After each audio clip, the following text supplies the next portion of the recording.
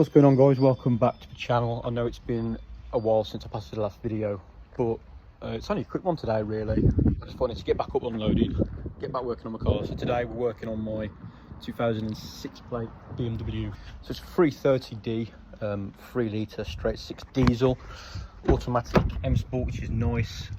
Not much to talk about in terms of mod. It's running stage 2. It's doing about 300-ish brake horsepower.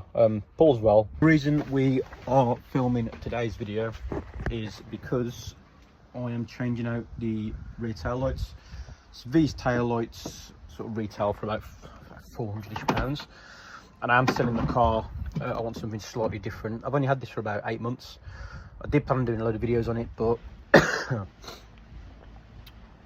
just never really got around to it.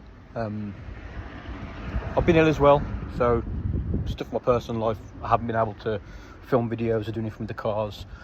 I did have a couple of videos. I was going to jump in here for a second actually. So I had a couple of videos lined up to do on my channel. So I had Seat Exio, which I was using for a little while. I had a delivery job, so I bought that just to do with deliveries, because if you know anything about Seat Exios, they are like the ultimate workhorse daily. Reliable, good looking, good on fuel. I had the Exio, and about a month later I bought this. I've always wanted an E90. Ideally I wanted a 335D E90, but this one come up.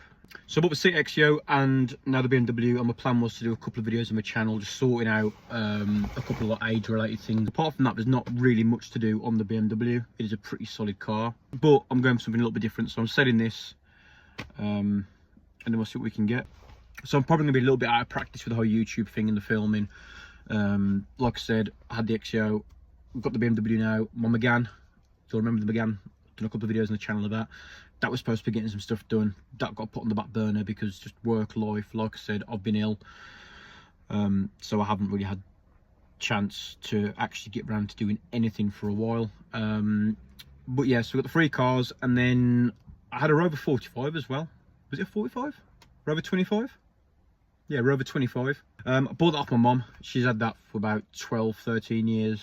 Absolutely loved it. She was selling it because she had a new car. And I just thought it'll just be a bit of content for the channel. Obviously, it's a Rover, so there was a couple of things that needed sorting. Rover sold. The Exio sold because the wheel actually come off the car, which was... If I still have a picture somewhere on my camera roll, this was like 6 months ago, but if I still have a picture, I'll put it in the video now. Or even better, if I've got a video, I'll just add that in so you can see. But yeah, I had all these cars lying around and I had to get them sorted because one was missing a wheel, one had no MOT and was just rusting. The Megane, unfortunately, bad news. I'm probably going to do another video on that, so I'm not going to go into too much of that now. But on that note, we're going to get to the back of the car and we're going to start taking these lights out. So yeah, being the pre-LCI, the lights are slightly different. On the LCIs, this light's slightly shorter. They don't sort of meet up around here. But anyway, I'm going to get these lights out. So to remove the sort of inside lights that are on the boot, you've got a couple of trim poppers here. I think you've got about 8. Take this off, and then underneath, I believe it's just one single 8mm bolt. So we're going to get these off, take this off, and then see what we're looking at. But I'm pretty sure these come out with like 1 bolt, so these shouldn't be too hard. These I'm not too sure about, but I should imagine, yeah, there's just going to be a couple of bolts there to hold them on. So happy days, that should be pretty straightforward. So that's off now. That was just the 8 studs, although I think someone might have been in here previously because it looks like something has been cable tied on, which I'm not 100% what they are actually, but they don't look standard on the lights. Genuinely no idea what they are. I don't know if they're like maybe drivers or I don't know. We're going to try and get them off anyway still. Hopefully they'll come. No, that'll need cutting attached to that. I'm not really sure what's going on with the wiring with this, because when I had the car, it come with aftermarket front headlights, which are really nice actually. They look like BMW M4 headlights. I've got the standard E90 ones in now just to sell, but when I took them out, that was like a homemade DIY wiring job of, I don't even know how they did that or what was used to make the original loom fit the HID loom because it's not a standard connection. I'm not sure. Not sure if they've done something with the rear lights as well to make them fit. But we're going to get them out anyway, cut this cable tie off, and then see where we're at.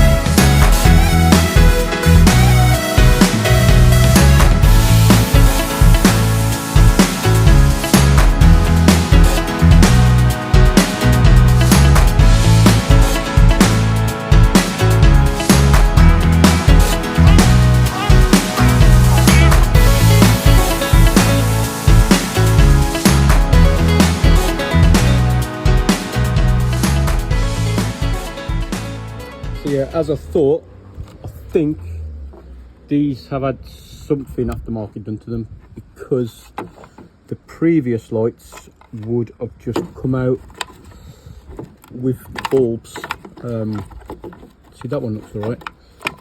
Then it seems that I won't be able to take the whole loom out unless I take the connectors out of here, hopefully unplug the sort of OEM connection, and then see. I'm just going to take this out completely first and get the new light and see if we can connect the new light up. If not, then we're going to have to come up with a plan. But again, sure it'll be okay. Going to get this out now, get the new one in. So looking at the OEM original inside light, it looks alright. It just seems like there's the one connector for the main wiring loom. I thought at first that this was some sort of like cap, maybe like a dust cover to protect the ports, but it should be literally just that connector. So I'm going to take these two packs off and hope that there is a way to disconnect these from here. I'm just not sure what these sort of lights leading into the unit are for. But anyway, as long as we can fix them over, that's the main thing. And then hopefully whoever buys the rear lights can still use this wiring loom and these packs to maybe directly fit it into their car. I'm hoping, because I'd hate for someone to buy these lights and not be able to fit them on.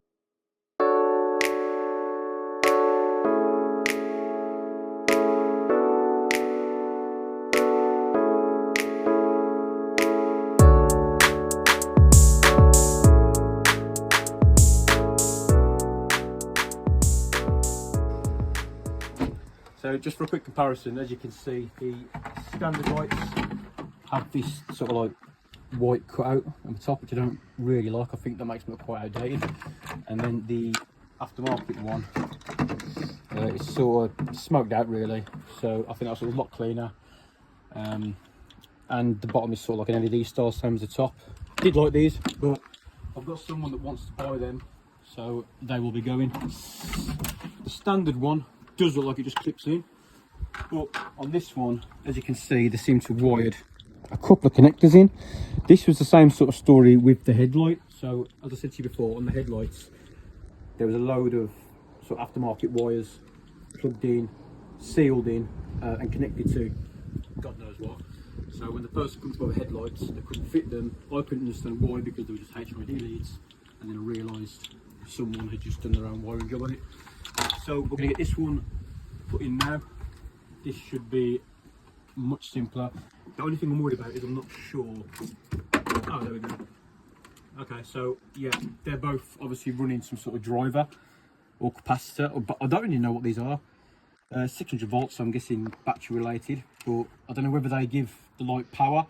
The aftermarket LED ones, whether they need a different like wattage or amp going through them, I don't know. I'm not an electrician, so I'm not sure of that, but obviously I'll just sell them with the lights, and that should be everything they need there, because they'll have the standard OEM plug, and then they'll have the packs that go onto connectors. So at least that's a full kit, and at least I can sell them, and the new owner can install them, and that should be plug and play. They might have done that because to stop the lights needing coding. Maybe, I'm not sure, because I know some cars need lights for coding.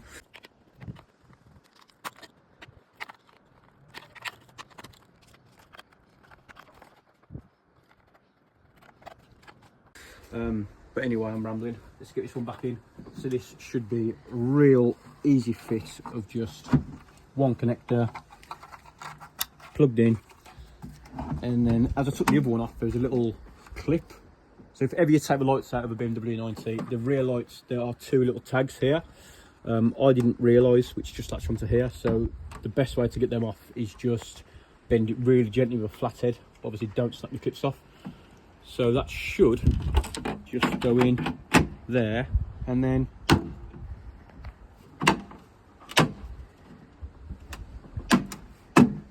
there we go. And then the 1/8mm bolting.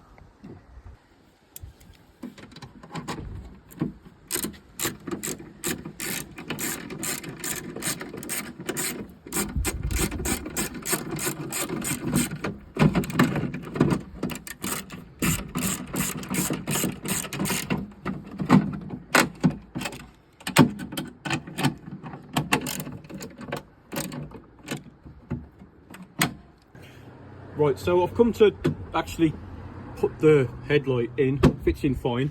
And then if you remember, we only had the 1/8mm bolt, which if you look on this side for reference, that's just got the 1/8mm bolt as well. Tighten the bolt up, not realising I did anything different from when I took it out. And with the bolt on the nut, let me just show you. So I've been confused for about 10 minutes because the bolt goes on, but it doesn't actually, like, it's not attached to anything. The bolt is on the actual unit. So I've been wondering how that sort of clips on, because the side's fine with the tags, but then this middle bit here like isn't lined up, it's just loose. I've then come over to this side and I've realised just under the 8mm bolt there's a little black sort of something, and I've looked in the boot and this must have fell out when I took the original headlight out, and this seems like it's going to do a lot more than just the bolt. So I can now see this little tag will just sit on the inside of a light here, and then that's what's going to create the pressure between the tag and the bolt to hold it against the inside of the boot. So that's just more like a tip for anybody that removes the inside lights from the E90. Watch the cap coming off when you take your 8mm bolt off, because it will fall off, and if you don't notice it or you haven't got another one for reference, you take them out at the same time and you don't see them, you're not going to know you need that. So very important for them to stay in there.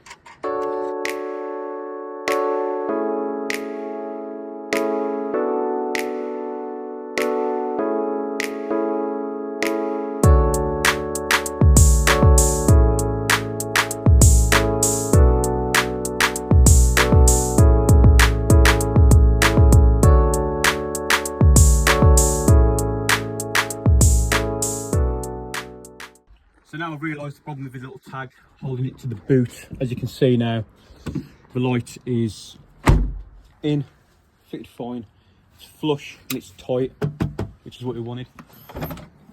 So that is 1 of 4 done. Obviously we've got the outside of the right hand side, I mean in and out of them ones. Now we know what we're doing with this one now. That one should be a 2-minute job. So put me a time lapse because you don't want to see me and talk about the same thing again. Get that one out and then we'll start on the other two.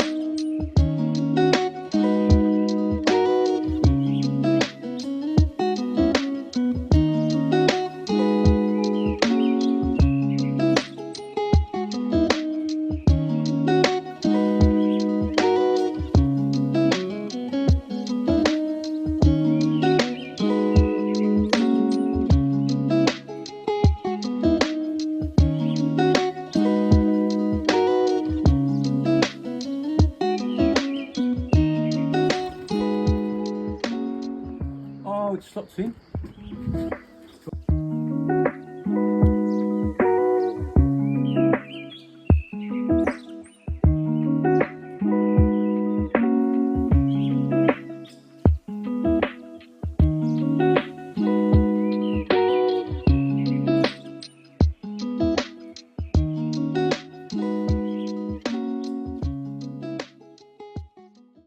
So after 3 times of removing and reinstalling the light, we found the way.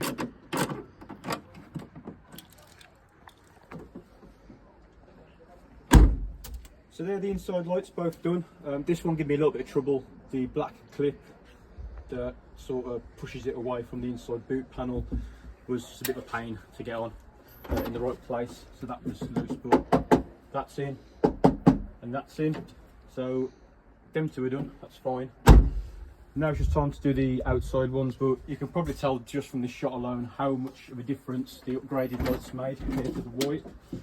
So to remove the outside tail lights, pull back your firewall here. There is a bit that comes out, but you can only get to 1 bolt, and there are 3 8mm bolts. So we've got one down here, one just here, and then we do have another one, I think, somewhere behind here, which is there. I'll say there, you can see, just there. So we're going to take these 3 8mm bolts out, and then the whole unit should slide out, same as the inners. Then we can get them swapped over.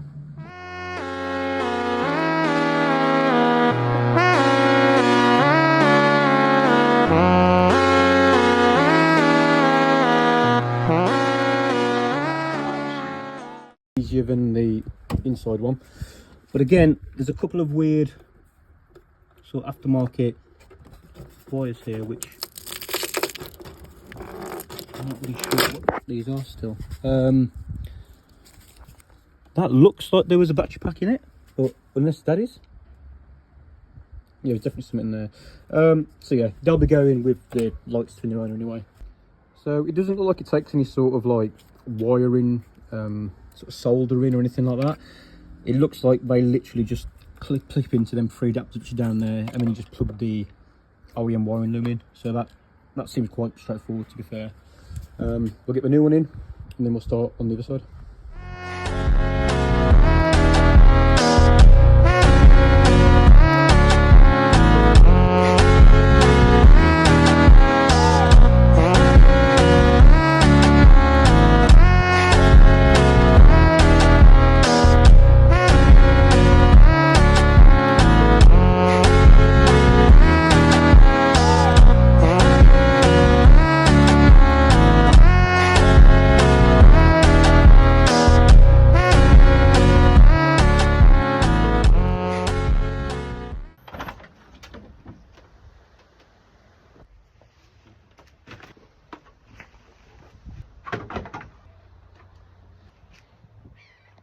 So with both lights fitted and wired up, the only thing left to do now is just test all the lights, make sure everything works.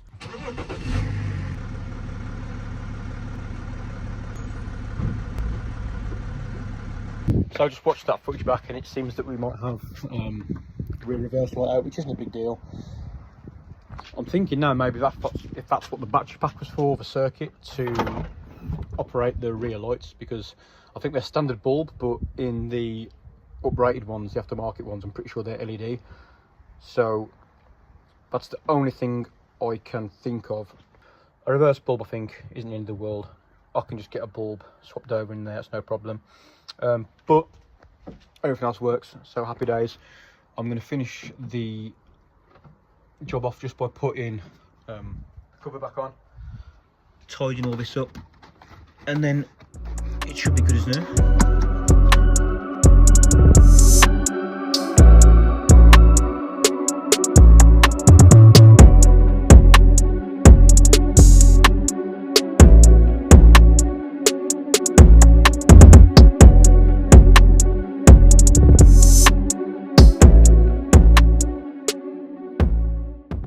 So there we have it. Not the most mechanically challenging job, but the job that needed doing, and it's one less off the list. So happy days. I think I'm going to end the video here. Feels a little weird wrapping up a video after not doing one for so long, but there we have it. I hope you enjoyed the video. If you have, please drop me a like. Consider subscribing to the channel. Also, I think I've just realised that I filmed this portrait instead of landscape, so that's annoying. I hope you enjoyed the video. If you can drop me a like, it would be appreciated. If you want to subscribe, brilliant. And I guess stay tuned for the next video. But I have enjoyed working on the BMW. It's the first job I've done on the car since I bought it. So yeah, I'll catch you in the next video.